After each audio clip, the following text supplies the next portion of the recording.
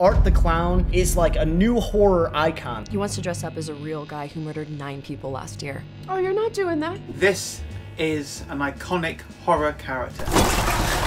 Not for the squeamish. This is for the true dyed-in-the-wool horror fans. My goodness, was that a movie? He's good it. Oh. It's just fantastic.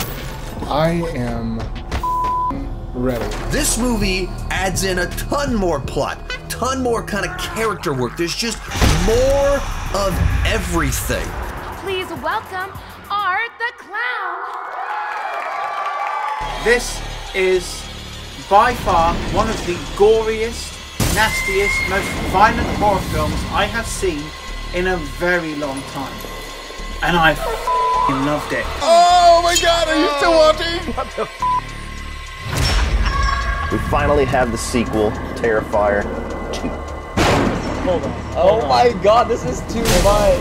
It just looks like a fun-ass ride. They walked into this knowing they had to outdo that hacksaw kill, and in my opinion, they certainly did. People will be talking about it, and whew, it was brutal. Do you have an emergency? The emergency is that we cannot get enough of Art.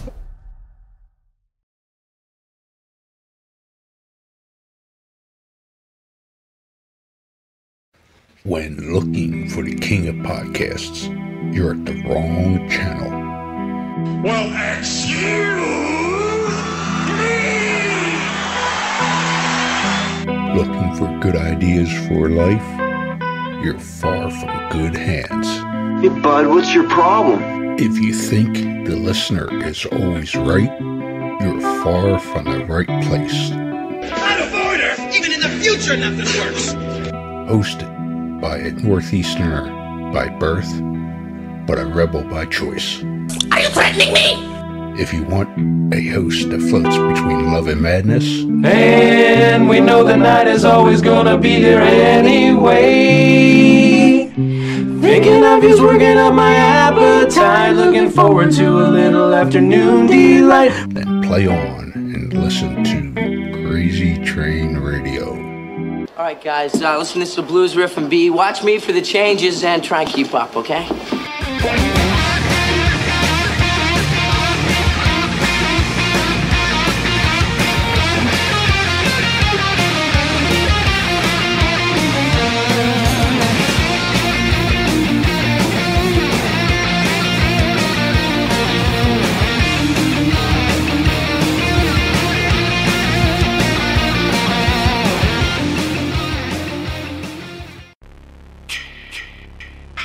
Hey there, Friday fans. We know how much you enjoy the movies. Enjoy grabbing your Friday merchandise and interacting with the Friday family, whether it be at conventions or during our particular watch-alongs. Well, when you're looking to get yourself masks, why not check out our friends over at Camp Blood Customs out of New York State and order your specific custom mask from any of the films. All orders are made specifically. Your needs and wants are. Make sure you find Camp Blood Customs on Facebook, Instagram, and all over social media and order yours today.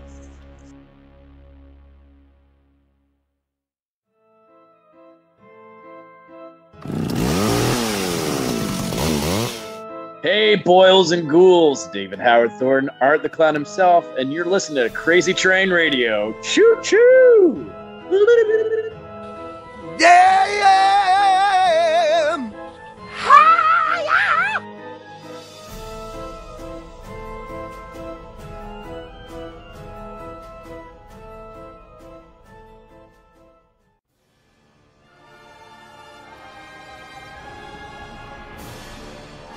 Ladies and germs, children of all ages, we, as previously announced on social media, are going to talk about some little horror flick that's making some waves, and that being Terrifier 2.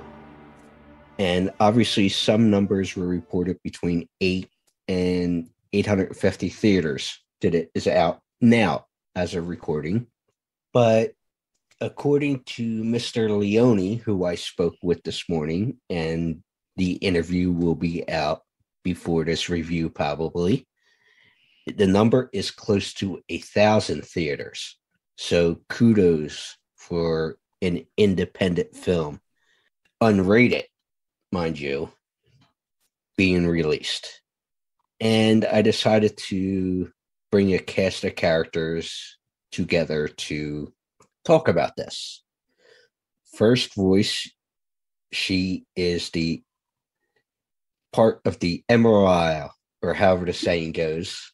She'll correct me on it as the mother hen, Miss Elena. You guys are all familiar with. How are you? I'm good, Jonathan. How are you? You got it right. It's the Emerald Isle. Right on. And she's going to have some more time to be back with us. So welcome back. The next gentleman, and definitely fits it more than I would, is Mr. Aaron from A&B Movies, the YouTube series. Aaron, how are you? I'm doing very well. Thank you for having me. And our resident, I won't say that while the record button's on, but our resident from Down Under, who is a horror aficionado and normally joins us for the watch-alongs and such. I figured, why not get his perception? Mr. Ross Bryant. Ross, how are you? Very well, thanks. Hi, everyone.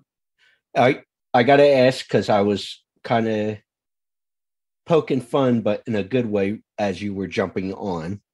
Are you still up, or did you get up for this? Because you're such a weird dichotomy hour-wise. Yeah. No, I got up for this, but it's okay. I've had enough rest. It's all good. Yeah, because I said you're usually such an oddball as far as the hours you keep and whatnot, and whether it be for personal life or professional or whatever the case is, your hours are so wonky compared to most people. So, all right, Terrifier 2, folks. And we're going to try not to spoil too much with this, because we want people to obviously see in the theaters or eventually on the different streaming that it's going to be out once it's out of theaters, thanks to Bloody Disgusting and such. So I guess first question, and you guys can take it in whatever order you want, is obviously with a film like this, it is heavily hyped online in terms of the publicity and stuff, because it don't have major backers as far as MGM and all those Lionsgate, all those big companies, Blumhouse. So from you guys all saw the movie, since I shared the link with you guys, does it live up to the hype? I would say definitely. I loved it. Maybe I'll start there. What did everyone else think? Yeah, I loved it. I was very very happy. I felt like it really delivered. And these folks are really having some fun and taking some big risks and going some really wonderfully deranged places with this film. And yeah, I think it did live up to its hype. I was quite shocked actually at how it progressed, but yeah, it did definitely live up to the hype, and it's definitely worth seeing for sure. I did enjoy it for sure. I think the Terrifier fan base will be very pleased with it, and from what I'm hearing, it's mostly positive feedback across the board. I was looking at IMDb earlier, and it has a 7.5 out of 10, which is awesome. Now, obviously, Elena was talking with me a little bit last night and somewhat today, because out of all of us, I believe she's the least schooled in the franchise and Art the Clown and all that stuff, which I said will get her educated a little bit. And I'm not saying that to throw her under the bus like I normally would with people, but most people would look at the time, because I know Aaron said something to me and few other people were like, holy shit, it's over 2 hours long. It's whatever. And usually length is a concern, but more so with horror films than anything. However, I will say, even though it's got some gravitas to it as far as the length and such, I think it worked out good for it because it gave time to breathe for most of the things that happened within the film, even though it was, you had your moments of bam, bam, bam, bam, bam of kills and everything you would expect with this style of horror film. It allowed the story to breathe a little more compared to, say, Terrifier 1 or the shorts that Art the Clown was involved with. Thoughts? I think you're absolutely right. I think there was more room to breathe in this. I liked the character development. I think they spent more time developing the characters in this one. Perhaps, I mean, I loved the first one, but it felt a little bit rushed. This one took its time and worked really well. And you talked about the length. 2.5 hours is a long time. I mean, for any movie, really. But it didn't feel long to me. I watched it all in one sitting. I didn't even take a bathroom break. And I thought it was awesome. I think it worked. That's my take. Yeah, I have to disagree a little bit. I would have cut maybe 20 minutes off it. Like 2 hours, yeah. Certain bits and aspects I would have just cut a little bit, but yeah. In saying that, it did flow. It didn't feel like it was 2.5 hours, but like watching it as a whole, yeah, I just felt like 20 minutes maybe off it. Ross? Yeah, like didn't have a problem with the length at all. Like loved it. There was I would call it really cleverly disarming shifts in mood, which I don't want to spoil for anyone, that I wasn't expecting, that were really really quite clever, that I think people really enjoy, and sort of comical, and then you're not expecting it to go back into a dreadful place, and when it does, you're just right back there. So you come in and out of that really dark, grinding horror stuff, and then you're in this demented comedy place just for a bit. It's nice, and it makes for a little bit of light and dark, so you're not always just in this one mode of just grim. It's just. However, with that being said, and it's not just Terrifier 2, but it's across the board with all horror, especially the good horror films. You're not going to stay, whether it's a, say, 70-minute film like the Hatchet series or Gone with the Wind of horror lengthwise and all that stuff. You're not going to stay scary for the whole time of the movie. You're going to have breaks of levity or humor or whatever the case is. Okay, a simple wrong would have done just fine. And I will say this, and I mention this to all of you when watching the film. And I know Elena rolled her eyes at me and said, I didn't totally get that, but whatever. Was in the beginning of the movie. And I will say that the movie picks up from the end of the first one in the morgue. But I found humor in after the morgue scene with the cops, and the cops are coming because the guy was trying to call for help. Art leaves, does after doing his thing, and then goes to said laundromat. And I'll leave it at that. I don't want to totally spoil because then it gets into the story from there. But I found humor that this guy committed murders or a murder right then and there. But instead of leaving the area completely, let me go wash my stuff. I found humor in that. Oh, yeah. And it was a humorous moment too, right? And it was almost like he was letting go of the first film, and it was a fresh start in a way. And the new character we meet in that moment, and that character carries is in the whole film, I thought was a really nice addition as well. Yeah. But Elena, I figured now of all places before we continue going, and I thought it would work for you to bring up with these two, because in some aspects, and I'm not afraid to say this, these two are smarter than me in some aspects of horror. So would you like to bring up your points of what you were talking to me about as far as art and supernatural and all that stuff? Damn you! You get me the easy ones! Right. I don't know how to phrase it without like giving too many spoilers away, but there's a certain tangent of the storyline that just goes a bit off base. Like what we're used to seeing with art is all great and everything. So I just couldn't decipher whether the supernatural stuff was actually happening, or was it supposed to leave it up to saying that there could be a dream aspect, or it was all in certain characters' mind.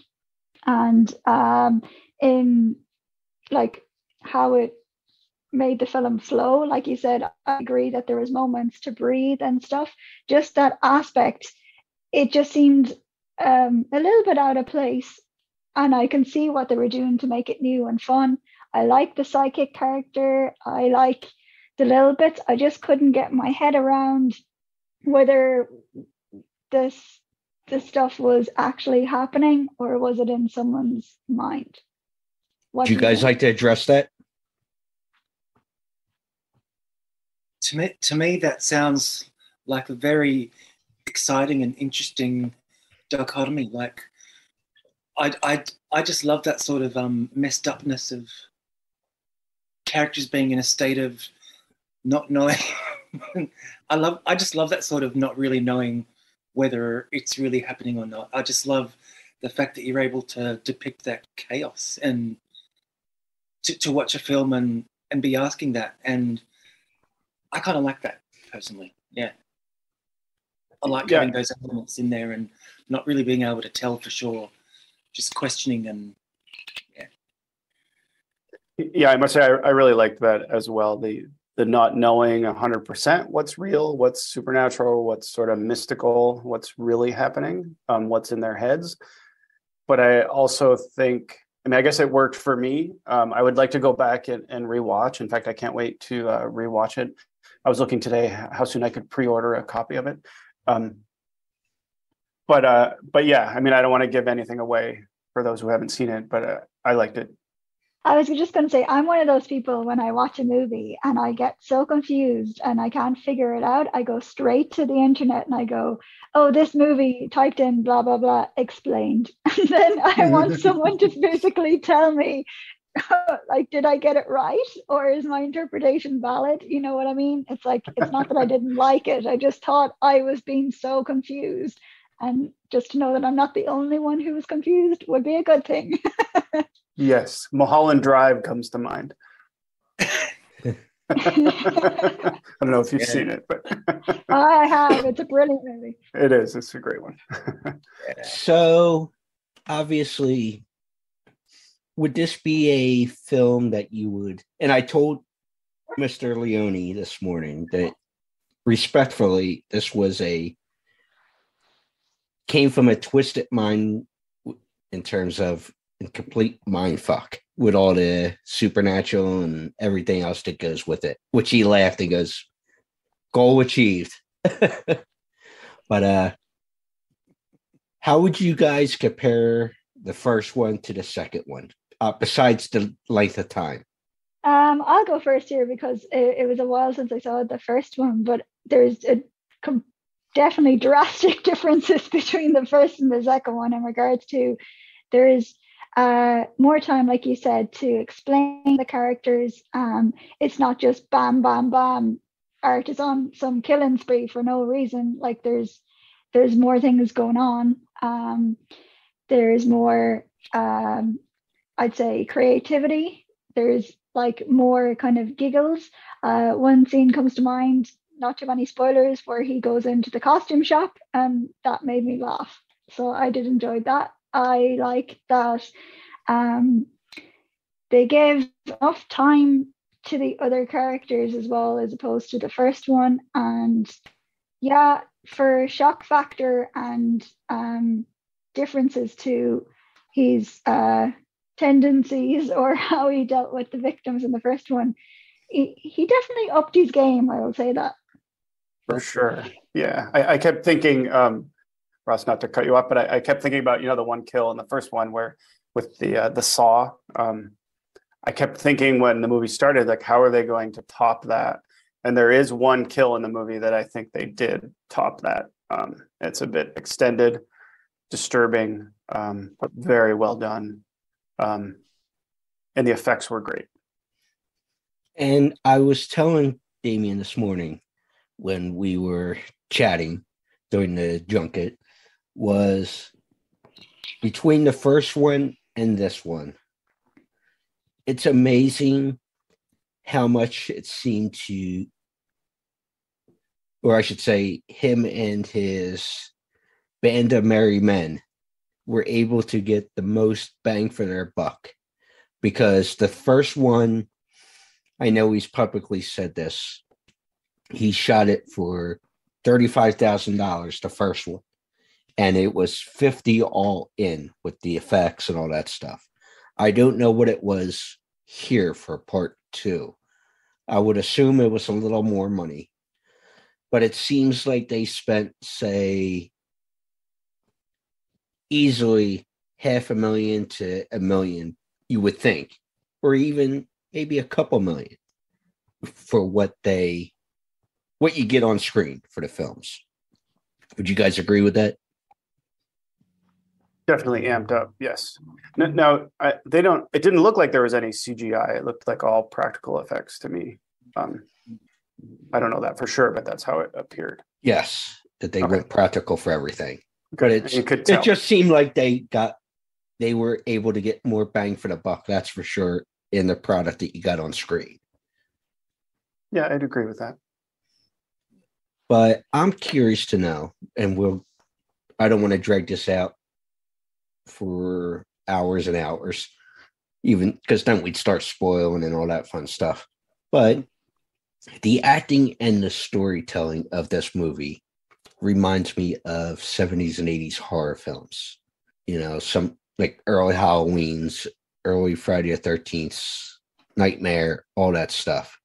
Other maybe B-rated horror films that maybe not as well known. So when we talk about Art the Clown, and I want to bring up 2 other characters as well, but we'll start with Art. I think he's simple but effective. And I think that has a lot to do with David's theater background. Or almost an evil Mr. Bean, if that would make sense for those who've seen Mr. Bean. But how would, from where we sit now with Terrifier 2 just coming out and all, and it's been 10 years with the character, a couple with David since they made it into full-length movies, where does Art the Clown sit as we stand here on October 7th, 2022, compared to other well-known characters, whether it be, Leatherface or Freddy or Jason and Michael and some of these known characters from the horror circle? I'll go try. I think Art is like a really playful and kooky embodiment of the darkest parts of the subconscious. And as I find that as a horror film, this is like an 80 horror fan's dream, because it really delivers. It's like you get so sick as a horror fan of being cheated and being fed watered down stuff and stuff that just doesn't meet up to what you're expecting. But it's like you're taken back to those years of awesome 80s horror, but it's taken to another degree. And it's sort of, I find it almost therapeutic in a way, because even though there are times in this one and the last one that it's almost too scary for me to watch. Like I'm actually finding, as a horror fan, I'm getting too scared in parts. I kind of want to look away. There's one kill involving a condiment that I'm sure you guys might remember. I was like, oh, I just can't look at that. And then it's making me think, why am I struggling with watching that scene? Because it's very effective. I know it's not real, but it's making me think this film is made by intelligent people. And in today's day and age, when you realize how messed up stuff is out there, it really serves a purpose. It's all kind of therapeutic. It's like, you just feel some sort of release at the end. And some of the characters are really empowered. But that's all I'm going to say about that. Yeah, it's like the 80s are back, and it's, up to the nth degree. Awesome. I'll jump in. In reference to the 80s, definitely 100%. I'm not sure in the first one, but this one I definitely felt the comparison to Art being like Jason or like Michael Myers, like the fact that he just seems to be like invincible for a bit. It's like I didn't realize that, he had that aspect about him like so pivotally until the second one. I was like, oh, this is really reminding me of like this guy has more abilities than I remembered that he had. So I was like, okay, this definitely gives me 80s vibes, that he's just some form of his own, and he's a standalone like character in his own right, and he's doing a really good job. So yeah, he's right up there with the classic villains. And I definitely agree with what was said previously. Yeah, same here. I think he definitely deserves a seat at the table with the the horror icons that we all know. And Jonathan, I like the fact that I think you mentioned Halloween. There were some obvious nods to the original Halloween that I saw. There's a scene in the classroom that reminded me of the classroom scene in the very first Halloween. And it could be that I just love the movie. I love the movie Halloween so much that I look for, scenes in new horror movies that take from it. But I think there were some obvious nods to some of the horror movies we know and love. Well, overall, and I know I referenced some of the other major characters when you talked to Joe Blow on the street and mentioned certain horror characters. Oh, people know them, like I said, Freddy or Michael or Jason or whatever, that anybody would know who they are if you bring them up. Is Art the Clown there yet, or do you think it will take some time? Because it feels like he would join that upper echelon of famous characters. I think he's definitely on his way. There you go. He's definitely on his way. He's think maybe give him a trilogy, and then he'll be like part 3, 10 times worse, part 2, and then he's there. Yes. Well, make sure you listen to the episode with Mr. Leone, and I actually addressed that with him, which he does answer, and that's all I'll say with that. But a final question for me is the new Scream Queen from the franchise in Sienna. And the story revolves around her and her younger brother, Jonathan. If I understood that correct, it's her younger brother. But what do we think of that character? And I know how they told the story, but would you say she's a new Scream Queen for this generation, the 2020s? I would say I thought she did a great job. Lauren Lavera. I wrote down her name. I took some notes. I thought she was great. A great lead. I thought she owned it. and was awesome. No complaints from me. So I would say yes. Yeah, I really enjoyed her too. I thought she was a badass, and regardless of my confusing head towards half. But that's normal for you. So, shut up, Jonathan. I know what I'm saying. But yeah, laugh it off. But yeah, the aspects that you guys clearly know that I'm trying to get across without spoiling the film, regardless of those things, she was a good scream queen. Yeah, she did her job and she kicked her ass. So that's all I say. Ross? Yeah, she reminded me of Rachel in Halloween 4. Rachel Carruthers, I think it was. Just in that she was resourceful and was calm during moments of extreme anguish, which is a really difficult thing to do. It's a really good character trait. But I really thought she had some really admirable qualities, and she just had some spunk. Very subtle, strong female lead type qualities that we so love in this genre. So obviously, and there's not going to be, or I should say, this ain't going to be a shocker, because Damien mentioned it as I hinted about Chris Jericho, the wrestler and musician from Fozzy and whatnot. I was looking forward to seeing Mr. Jericho, and told him I was getting a little pissed because it's like I watched the whole movie. I didn't see Chris, but Chris makes an appearance during a, what do you call it, mid-credit scene. Marvel's known for doing that. So I didn't know there was a secret scene. I turned it off as soon as the credits started rolling. No way, you're missing out. Well, I also mentioned that I didn't take a bathroom break. So. Okay, so all right, listen. So, it's since I'm gonna put the little bumpty bump there for Aaron since he cut off.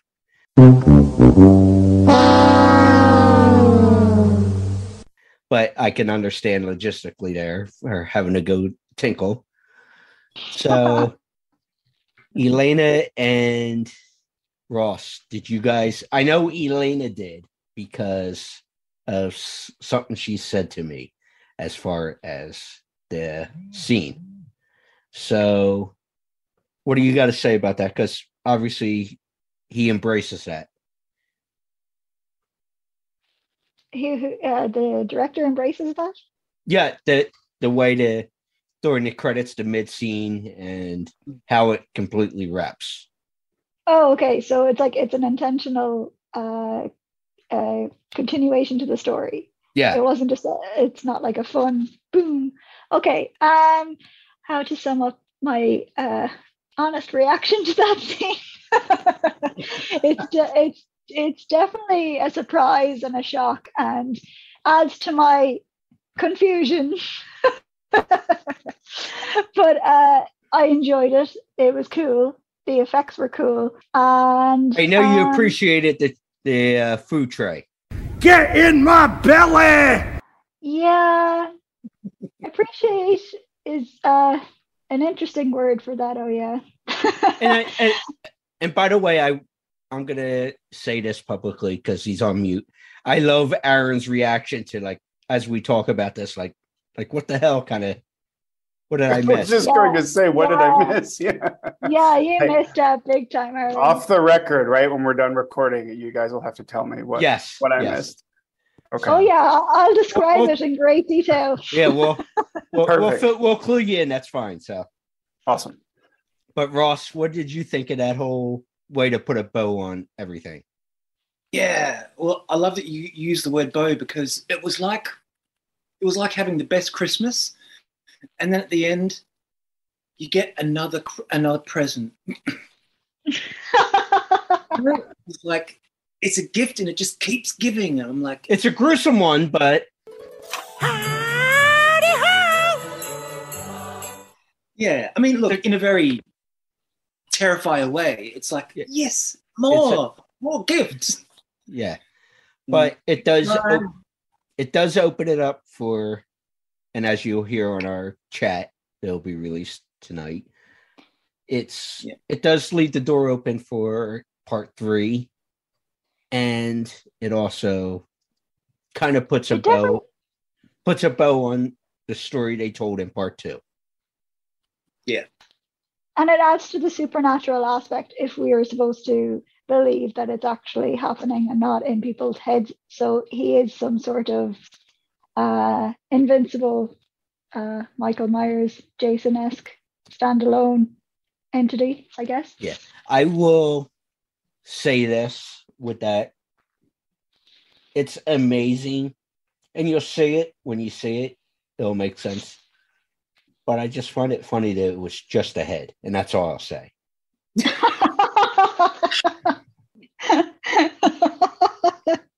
People will probably be like, what the hell is he talking about? But you'll just, when you say it, it'll just make a head, sense. like just the tip. But I want to say one thing to the American people. I want you to listen to me. I'm going to say this again. I did not have sexual relations with that woman. Yes, and people will get that. I'm not going to spoil that reference as well because that's in the movie. Yes. You'll get that as well. But overall, I recommend seeing the movie. I'm not going to do a star rating or any of that kind of bullshit that you get with certain products or websites or any of that stuff. I would say, I'll put it this way. I would go spend my money to see it in the theaters or buy it on DVD and or streaming. I would definitely say that because I am tight with $1 just because of budgetary reasons that I'm not going to get into publicly. But it's when people rationalize their entertainment dollar, and I try to rationalize it as much as possible, I would definitely spend my money to see this movie if I didn't see it the way I did. So I'll put it to you that way, everybody. If you were to stream it, Aaron likes getting physical media like me, or whatever the case may be, going to a theater, would you spend your entertainment dollar to go see this if you didn't see it the way you did? Definitely. I plan to spend more on it, on getting a physical copy. But I'd go see it again in the theater. It was that good. Ross, would you? I know it's not, I don't know what the international status of things are, but would you spend your entertainment dollar on Definitely. this? Definitely. I'd love to see this film in a theater. I feel like it was really made for a theater experience. I'd love to hear other people reacting to it and to have the smell of popcorn. And yeah, so I'm really hoping that someone is going to do like a type of horror fan or some sort of horror festival release here somehow. I'm keeping my eyes out. It's going to be amazing if and when that happens. But if it's only going to be a digital release for us here in Australia, so be it. And that's okay. But yeah, me and my friends have been waiting for this film for a long time. Very excited. So I'm just thrilled to have been able to not only see it, but yeah, to have been invited here to discuss it with you today. Because yeah, so happy, so thrilled, so impressed. And yeah, these guys did a great job and can't wait to see more. Yeah, I agree with Ross. I don't know whether it's going to come out in the cinemas in Ireland, but I would definitely bring my friends for the crack and just be like, you're not going to believe this, and just to see what everybody's reaction around me would be as well. Definitely like to see it on the big screen because the effects would definitely jump off and it would be way more impressive, I'd say. I don't know whether it's going to be released in Irish cinemas either, but yeah, I'm happy that I saw it, and I'm really proud of those guys for independent filmmakers. They're doing so well and they deserve every bit of acknowledgement that they're getting. And before I let everybody go, and obviously I'm familiar with it because I've dealt with Elena. Could you explain what the crack is for those who don't know? Look, and I'm not talking about when you drop your trowel and moon everybody. Oh yeah, no, sorry. I'm actually a drug pusher. I'm trying to give everybody crack. No, it actually means Okay, in the term of what's the crack, it means what's up, like what's going on, any stories, like how are you? If I said we're having the crack or for the crack, it's for the fun, for the enjoyment, for the sake of it, basically. Basically, having the crack is having the fun. Yeah. That's what your intonation suggested. That's, yeah. So, well, I know some people be like right away would take it, what the hell is she talking about? So I figured just, just a tip and have her explain it. So now I'm thinking of something my brother used to say. Sorry, you'd laugh, but my brother used to always say, crack odor. So sorry, but hi to my brother if you're watching. You'd love him if you knew him. Well, everybody, cheers and thank you. Sláinte. Cheers, thank you. Meeting is adjourned. Oh, I am sorry, sir. I didn't mean to overstep my bounds. You say that. What? Meeting is adjourned. It is? No, you say that, Governor. What? Meeting is adjourned. It is?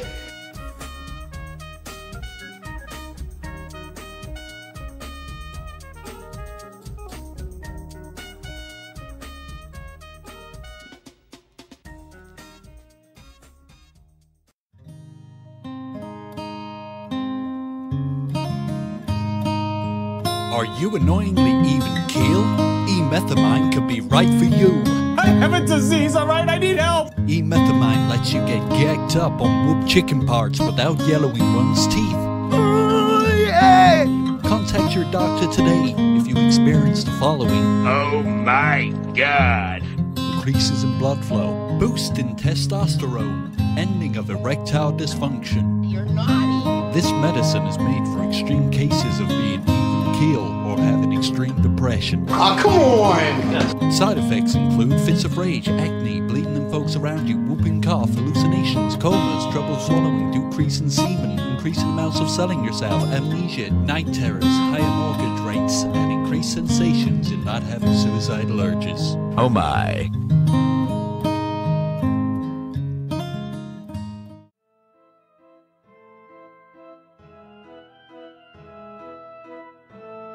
Hey guys, Damian Leone, writer-director of Terrifier 2. You're listening to Crazy Train Radio.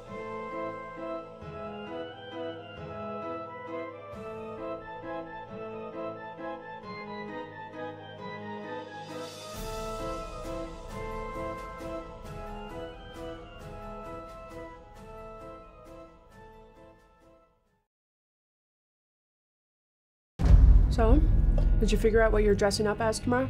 He wants to dress up as a real guy who murdered 9 people last year. Oh, you're not doing that? It's just a costume.